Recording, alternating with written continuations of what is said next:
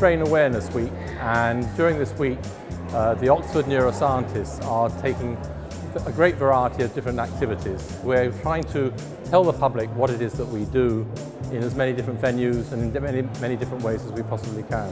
Brain Awareness Week is an international initiative, and every year, usually the second week of March, we have a week where we celebrate what we have learned about the brain and tell people, scientists, non-scientists, to come and join us, learn what we have discovered about the brain, what other colleagues have done, and tell the kids what the brain does in our everyday lives.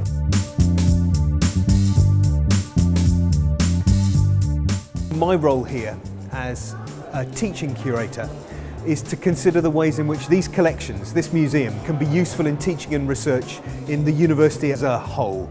So I work with historians, literature people, linguists, but also with medics, in particular in collaboration with the Nuffield Department of Clinical Neurosciences and with my colleague Dr. Kristalina Antoniadis.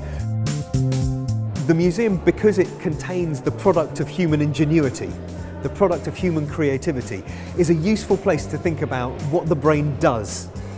And so that's what we've been doing this weekend. And we've been thinking about the ways in which neuroscientists consider the brain as an object which can be manipulated by surgeons. So this is a stereotactic frame. You imagine this is somebody's head here, and this whole device is designed to allow us to get to somewhere in the brain with millimetre precision to stimulate small areas of the brain to treat conditions like Parkinson's disease. That would be the commonest application of this. This guide will allow you to pass the probe through a very small hole we've drilled here. We take that probe out, the electrode wire goes in through the skull like that. This wire comes down under the skin to a pacemaker battery that sits just under the collarbone, all internally. What we're doing is we're stimulating the nerves as they come out of the spine to try and stop pain. So there's a little swelling in the nerve called the dorsal root ganglion.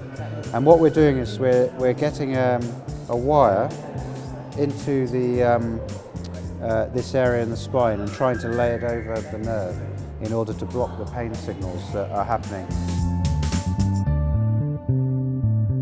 This is a brilliant opportunity to engage with the university. It's a brilliant way to engage with the public. And so here we're serving a university engagement end and a public engagement end. So it works for everybody. It's a really wonderful event.